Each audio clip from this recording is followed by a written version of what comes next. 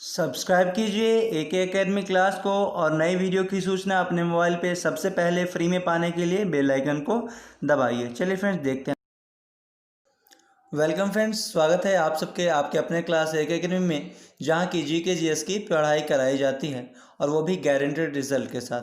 Friends, अगर आप इस क्लास में रेगुलर रहते हैं तो आपकी रिज़ल्ट, चाहे आप किसी भी कॉम्पिटिटिव एग्ज़ाम्स की तैयारी करते हो, तो आपका वहाँ से जो भी जीके जीएस का क्वेश्चन आएगा वो समझ लीजिए कि आप लगभग सारे क्वेश्चन बना के आओगे। लेकिन एक शर्त है, आपको इस क्लास में रेगुलर रहना होगा। तो चलिए फ्रेंड्स देखते हैं कि आज के क्लास में जो पहला सवाल है वो क्या है। तो आप लोग देख ही रहे होंगे कि पहला सवाल हमारा है, आराम हराम है यह शब्द या फिर यह नारा किसने दिया था। ऑप्शन नंबर यहाँ पे दिया गया है। फ्रेंड्स, आप अगर इनको जानते होंगे तो अच्छी बात है, अगर नहीं जानते तो इनका नाम आपको यहाँ पे ऑप्शन में दिया गया है, आपको बतलाना है। ऑप्शन नंबर ए में दिया गया है पंडित जवाहरलाल नेहरू, या option number B Mahatma Gandhi, या option number C doctor Rajendra Prasad, या फिर option number D Rabindranath Tagore. तो फ्रेंड्स, यहाँ पे हमारा आंसर ऑप्शन नंबर ए को जाता है। ऑप्शन नंबर ए में है पंडित जवाहरलाल नेहरू। इन्होंने ही आराम हराम है यह शब्द दिया था या फिर यह नारा दिया था, इसको ध्यान में रखेंगे। और ये स्वतंत्र भारत के पहले प्रधानमंत्री भी हुए। हमारे भारत के स्वतंत्र भारत के पहले प्रधानमंत्री पंडित जवाहरलाल नेहरू हुए। इस बात को भी आपको ध्यान में रखना है। और फ्रेंड्स, यहाँ पे है ऑप्शन नंबर बी में जो है महात्मा गांधी। महात्मा गांधी को राष्ट्रपिता के नाम से जाना जाता है, बापू के नाम से जाना जाता है। और ये सारे उपमाएँ, बहुत सारी उपमाएँ हैं, यही दो नहीं और भी हैं। तो यहाँ पे अगर फ्रेंड्स आपसे पूछ दिए कि राष्ट्रपिता किसने कहा था, तो डॉक्टर राजेंद्र प्रसाद ने रेडियो प्रसारण के माध्यम से महात्मा गांधी को राष्ट्रपिता कहा था। और फ्रेंड्स, ये उसके बाद फिर है बापू जो है जवाहरलाल नेहरू ने महात्मा गांधी को बापू कह के पुकारा था, इसको ध्यान में रखना है। और चलिए देखते हैं हमारा अगला सवाल। फ्रेंड्स, हमारा अगला सवाल है, शिक्षा किस सूची का विषय है। ऑप्शन नंबर ए में दिया गया है राज्य सूची, या फिर ऑप्शन नंबर बी संघ सूची, या ऑप्शन नंबर सी समवर्ती सूची, या ऑप्शन नंबर डी दिए गए में से कोई नहीं। तो फ्रेंड्स, मैं आपको बता दूं कि शिक्षा ये जो है ये समवर्ती सूची का विषय है। ऑप्शन नंबर सी यहाँ पे राइट आंसर होगा। और समवर्ती सूची की बात करें तो ये हमारे संविधान के 7वीं अनुसूची में जो भी सूचियां हैं उनके बारे में 7वीं अनुसूची में इस सूचियों का विवरण है। जितने भी सूचियां हैं, तो 3 सूचियां हैं, संघ सूची, राज्य सूची और समवर्ती सूची। संघ सूची, राज्य सूची और तीसरा में है समवर्ती सूची। तो इन तीनों सूचियों में से यहाँ पे सवाल पूछा गया है कि शिक्षा किस सूची का अंग है या फिर विषय है। ऐसा भी पूछा जा सकता है कि किसका विषय है। तो फ्रेंड्स, यहाँ पे आपको ध्यान में रखना है कि ये समवर्ती सूची का विषय है। और फ्रेंड्स, समवर्ती सूची के अंतर्गत किस किस विषय को रखा जा सकता है, ऐसा भी हो सकता है आपसे सवाल पूछ दे। तो फिलहाल तो यहाँ पे शिक्षा समवर्ती सूची का विषय है। और समवर्ती सूची उसे कहते हैं जिसमें केंद्र और राज्य दोनों के मिलान से, यानी कि दोनों के मत से ही ये विषयों को शामिल किया जाता है। केंद्र सरकार और राज्य सरकार ये दोनों मिलकर के इसका निर्धारण करती है। तो यहाँ पे ऑप्शन नंबर सी में जो दिया गया है यही हमारा राइट आंसर होगा, ऑप्शन नंबर सी। और फ्रेंड्स, तो यहाँ पे ऑप्शन नंबर सी आप देख लिए, समवर्ती सूची। और फ्रेंड्स, यहाँ पे संघ सूची का मतलब होता है कि वैसी सूची जिसके ऊपर कानून केवल केंद्र सरकार बनाएंगी। और केंद्र सरकार का मतलब होता है जो फैसले जो मतलब संसद में लिए जाते हैं उसके बारे में यहाँ पे जिक्र हो रही है। और जिसमें कि प्रधानमंत्री और मंत्रिपरिषद की सलाह से ये सारी काम की जाती है, इसको ध्यान में रखेंगे। और चलिए देखते हैं हमारा अगला सवाल। और राज्य सूची तो आप जान ही रहेंगे, जो राज्य के संदर्भ में राज्य में जो भी फैसले लिए जाते हैं वो राज्य सूची के अंतर्गत आते हैं, इसको ध्यान में रखना है। और चलिए देखते हैं हमारा अगला सवाल। फ्रेंड्स, हमारा अगला सवाल है, निम्नलिखित में से किस में कोई आवेश नहीं है। ऑप्शन नंबर ए में दिया गया है इलेक्ट्रॉन, या फिर ऑप्शन नंबर बी प्रोटॉन, या फिर ऑप्शन नंबर सी न्यूट्रॉन, या फिर ऑप्शन नंबर डी इनमें से कोई नहीं। तो फ्रेंड्स, मैं आपको बता दूं कि यहाँ पे हमारा आंसर, सवाल क्या है, निम्नलिखित में से किस में कोई आवेश नहीं होता। फ्रेंड्स, यहाँ पे हमारा आंसर न्यूट्रॉन को जाता है।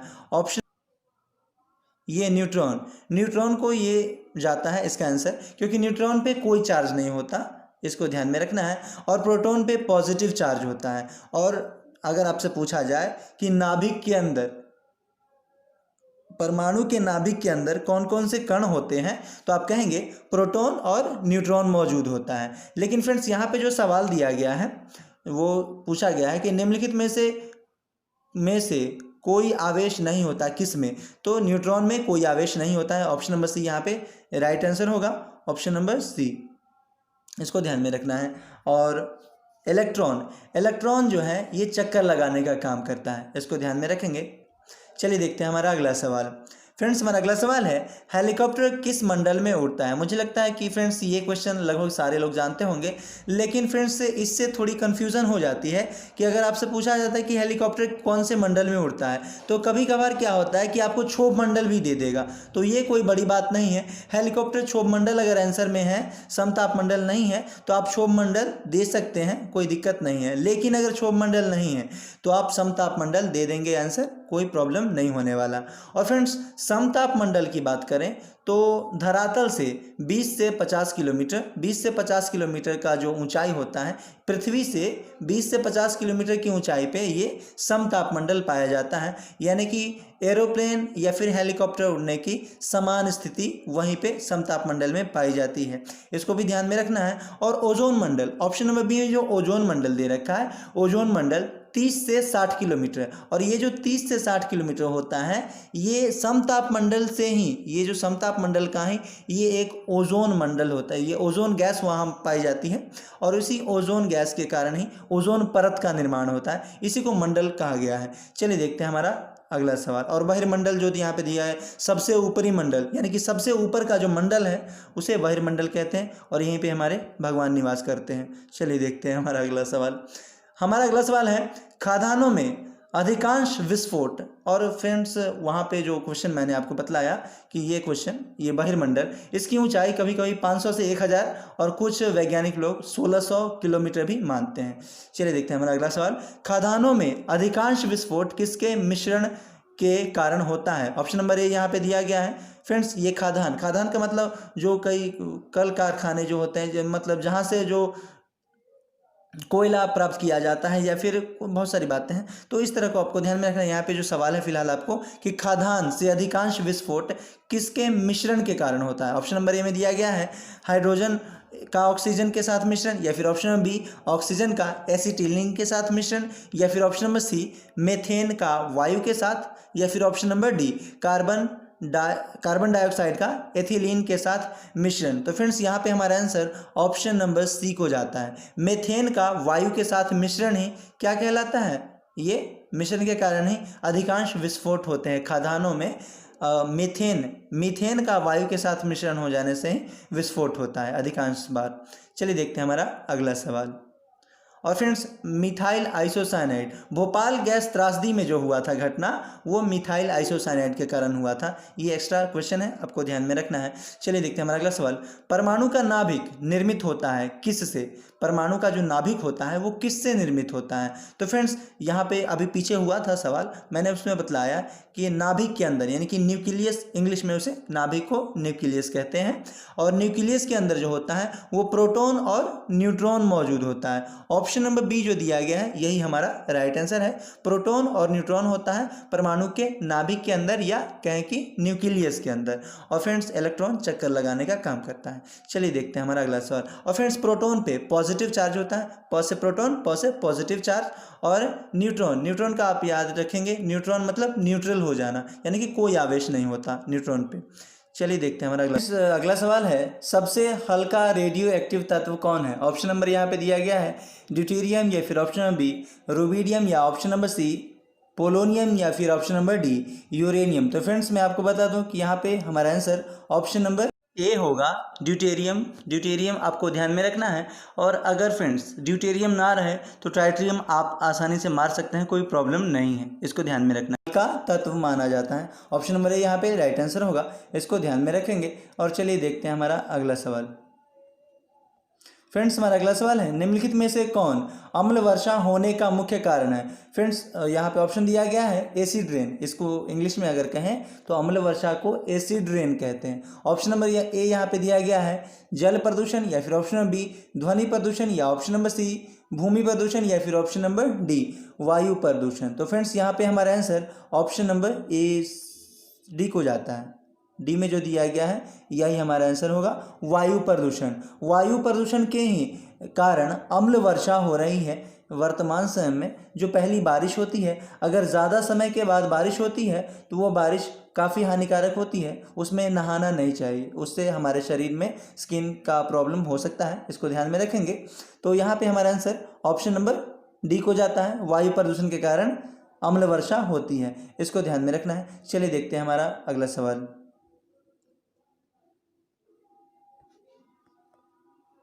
फ्रेंड्स हमारा अगला सवाल है, पेंसिल का लेड किस चीज़ का बना होता है? ऑप्शन नंबर ए लकड़ी का, या ऑप्शन नंबर बी कोयला का, या फिर ऑप्शन नंबर सी ग्रेफाइट का, या फिर option number D lamp black का। तो फ्रेंड्स यहाँ पे हमारा आंसर आप लोग जानते ही होंगे क्या होगा। तो ये ऑप्शन नंबर सी में जो दिया गया है ग्रेफाइट। ग्रेफाइट का उपयोग पेंसिल के लेड बनाने में किया जाता है। पेंसिल का जो बीच वाला पार्ट होता है जो लिखने में सहायक होता है, और उसका तो पेन पेंसिल भी अब आने लगा है जो कि लेड आपको अलग से मिलता है। तो फ्रेंड्स यहाँ पे जो पहले जो पेंसिल हुआ करता था उसका उपयोग जो बीच में जो होता है रॉड उसी को लेड कहते हैं। यहाँ पे जो लेड शब्द है उसी को लेड कहते हैं। तो यहाँ पे जो ग्रेफाइट मैंने कहा यही ग्रेफाइट यहाँ पे हमारा आंसर होगा। और ग्रेफाइट, इस ग्रेफाइट की छड़ का ही उपयोग किया जाता है शुष्क सेल में। और फ्रेंड्स शुष्क सेल की बात करें तो वो जो आप टॉर्च में लगाते हो सेल, मोटा वाला सेल, उसके बीच में जो छड़ होती है वो उसमें इसी ग्रेफाइट की छड़ का उपयोग किया जाता है। इसको भी आपको ध्यान में रखना है। आपसे सवाल पूछा जा सकता है कि शुष्क सेल में जो छड़ होती है वो किस चीज़ की छड़ का उपयोग किया जाता है? तो ग्रेफाइट की छड़ का उपयोग किया जाता है। इसको भी आपको साथ साथ में ध्यान में रखना है। चलिए देखते हैं हमारा अगला सवाल। फ्रेंड्स अगर आपको वीडियो पसंद आ रहा हो तो लाइक, सब्सक्राइब और शेयर ज़रूर करेंगे, और अपने उन मित्रों के बीच इस वीडियो को ज़रूर भेजेंगे जो कि जीके की तैयारी करना चाहते हैं, या फिर कॉम्पिटिटिव एग्ज़ाम्स की, किसी भी कॉम्पिटिटिव एग्ज़ाम्स की तैयारी करते हैं। अगर वो आर्मी की तैयारी करते हैं तो और बेटर है। तो चलिए देखते हैं हमारा अगला सवाल। यहाँ पे क्वेश्चन दिया गया है, इटाई रोग किसके द्वारा होने वाला रोग है? ऑप्शन नंबर ए मरकरी यानी कि पारा, या फिर ऑप्शन नंबर बी कैडमियम, या फिर ऑप्शन नंबर सी एस्बेस्टस, या ऑप्शन नंबर डी आर्सेनिक। तो फ्रेंड्स यहाँ पे हमारा आंसर ऑप्शन नंबर बी को जाता है, कैडमियम। कैडमियम के कारण ही ये इटाई नामक रोग होता है, इसको ध्यान में रखना है। और फ्रेंड्स अगर आपको वीडियो पसंद आता है तो लाइक, सब्सक्राइब और शेयर। और फ्रेंड्स ये जो पारा दिया गया है, पारा आप लोग देख रहे होंगे, ये पारा ऑप्शन नंबर ए में पारा, इस पारा द्रव, ये द्रव अवस्था में कमरे के तापमान में द्रव अवस्था में पाया जाता है पारा। और इसी पारा का उपयोग आप देखते होंगे कि डॉक्टर लोग के द्वारा पहले कांच का एक छड़ होता था जो कि बुखार चेक करने में सहायक होता था, उसी छड़ के अंदर इस पारा द्रव को भरा जाता था। पारा द्रव भरा होता है उसके अंदर, और इसको जैसे ही टेम्परेचर मिलता है, तापमान मिलता है, तो ये उसका लेवल जो है ऊपर चढ़ने लगता है। अगर 98 या फिर 100 हो गया तो डॉक्टर ने कहा कि आपको आपके बच्चे को या फिर आपको बुखार है, मतलब। और एक बात और आपको ध्यान में रखना है कि ये जो बुखार मापा जाता है ये फ़ारेनहाइट में मापा जाता है, फ़ारेनहाइट में, इसको ध्यान में रखना है, बुखार फ़ारेनहाइट में मापा जाता है। चलिए देखते हैं हमारा अगला सवाल। फ्रेंड्स इसमें मैं जो भी बातें बोल रहा हूँ आपको सारी बातें याद रखनी है। सारी बातें, हर एक बात, हर एक शब्द, हर एक क्वेश्चन का निर्माण हो रहा है हर एक शब्द में। इस वजह से आपको सारी बातों को ध्यान में रखना है। वीडियो को 2 बार, 3 बार, 4 बार, जितना बार देखना हो, सुनना हो, आप देखिए। चलिए देखते हैं हमारा अगला सवाल। बर्फ के पिघलने से उसके आयतन पर क्या प्रभाव पड़ता है? ऑप्शन नंबर ए आयतन बढ़ जाता है, या फिर ऑप्शन नंबर बी आयतन घट जाता है, या फिर ऑप्शन नंबर सी द्रव्यमान बढ़ जाता है, या फिर ऑप्शन नंबर डी द्रव्यमान घटता है। तो फ्रेंड्स मैं आपको बता दूं कि यहाँ पे हमारा आंसर क्या, सवाल क्या है, बर्फ के पिघलने से उसके आयतन पर क्या प्रभाव पड़ता है? तो आयतन उसका घट जाता है। ऑप्शन नंबर जो यहाँ पे दिया गया है बी, उसका आयतन घट जाता है। फ्रेंड्स इसको आप समझ सकते हैं इस तरह से कि ठंडी के मौसम में, जैसे जहाँ ज़्यादा ठंड पड़ती है वहाँ के नल जो होते हैं, वहाँ के नल में पानी जब गिरता है तो वो पानी ज़्यादा ठंड पड़ने के कारण उस नल के अंदर ही ये पानी फ्रीज हो जाता है, जम जाता है, यानी कि उसका आयतन बढ़ गया। तभी तो अब पानी उसके बाद फिर गिरेगा नहीं, यानी कि उसका आयतन बढ़ जाता है। तो ध्यान में रखना है। लेकिन यहाँ पे पूछा गया कि बर्फ़ के पिघलने से, बर्फ़ पिघलेगा तो उसका आयतन घट जाएगा और पानी फिर नल से गिरने लगेगी। चलिए देखते हैं हमारा अगला सवाल। फ्रेंड्स मैं जो बोल रहा हूँ आप इन सारी बातों को समझिए। अगर आप समझते हो तो आपके दिमाग में ये कॉन्सेप्ट बैठ जाता है कि कोई भी क्वेश्चन का जो जो कुछ कुछ नींव है, जो नींव है वो किस तरह से पढ़ी है या फिर किस तरह से क्वेश्चन याद किया जाता है। चलिए देखते हैं हमारा अगला सवाल।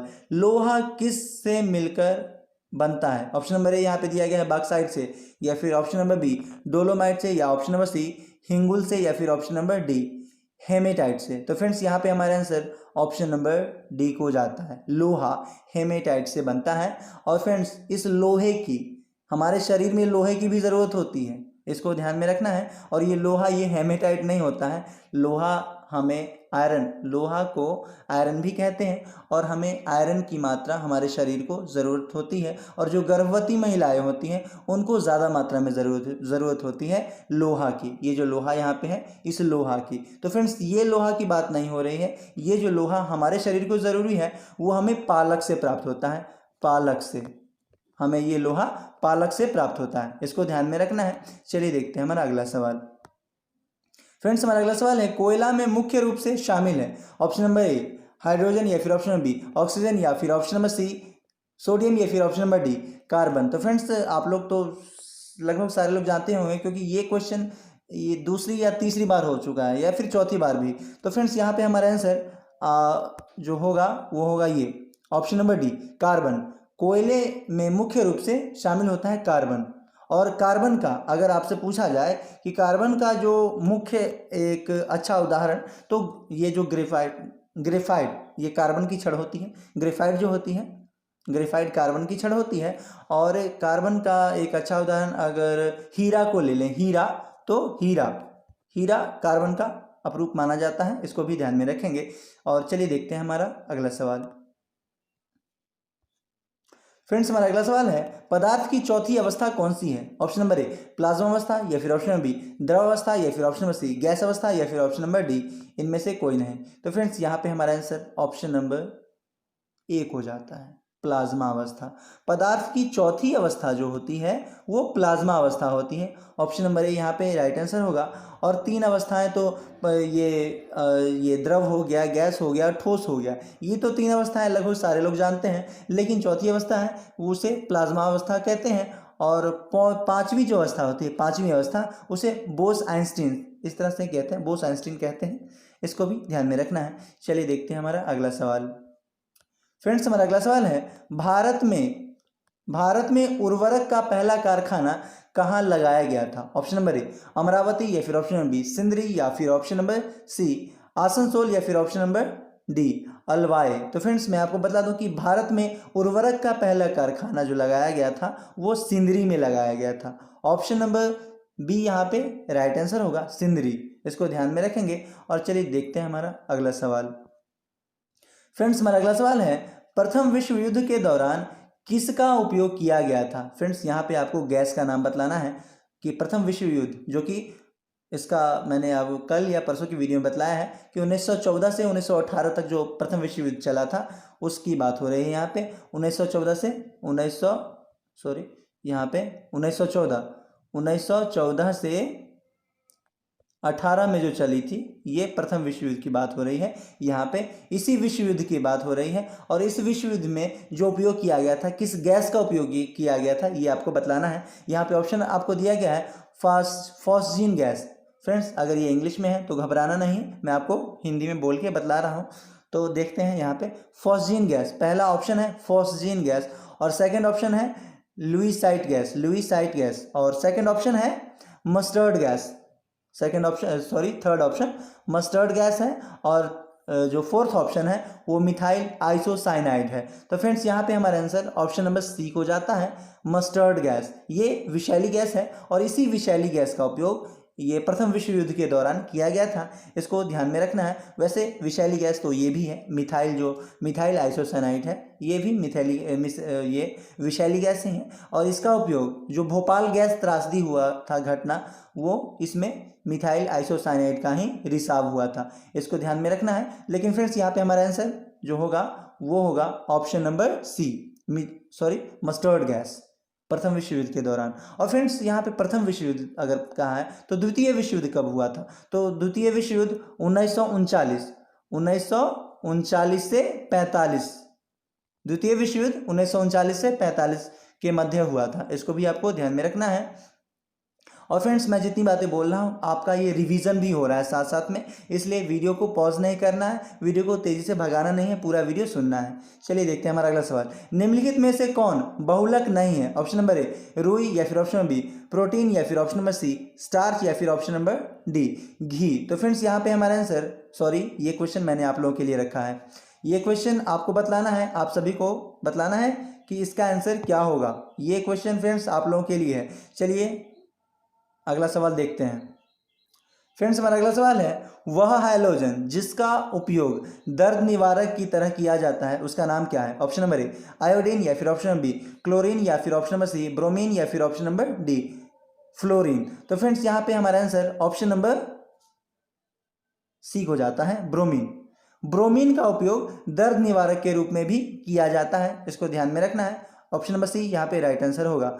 और चलिए देखते हैं हमारा अगला सवाल। और फ्रेंड्स यहाँ पे क्लोरीन है, क्लोरीन का उपयोग पानी को शुद्ध करने में किया जाता है, इसको ध्यान में रखेंगे। चलिए देखते हैं हमारा अगला सवाल। और friends iodine, option number A में जो दिया गया है आयोडीन, ये आयोडीन छोड़ने वाली बात कहाँ है?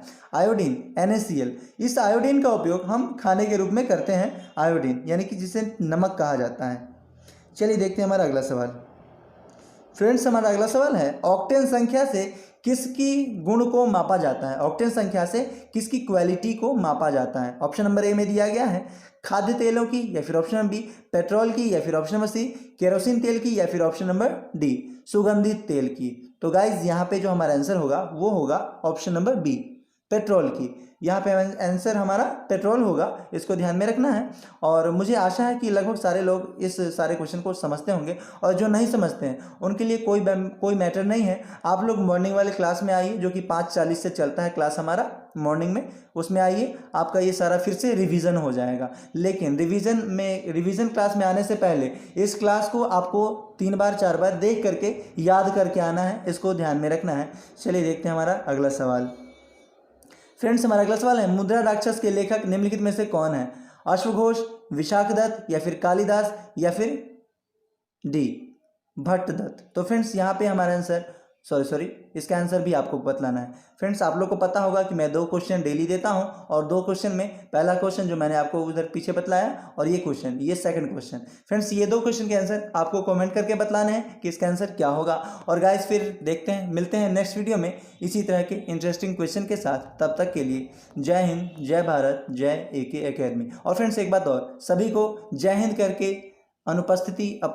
उपस्थिति ज़रूर दर्शानी है। चलिए फिर मिलते हैं नेक्स्ट वीडियो में।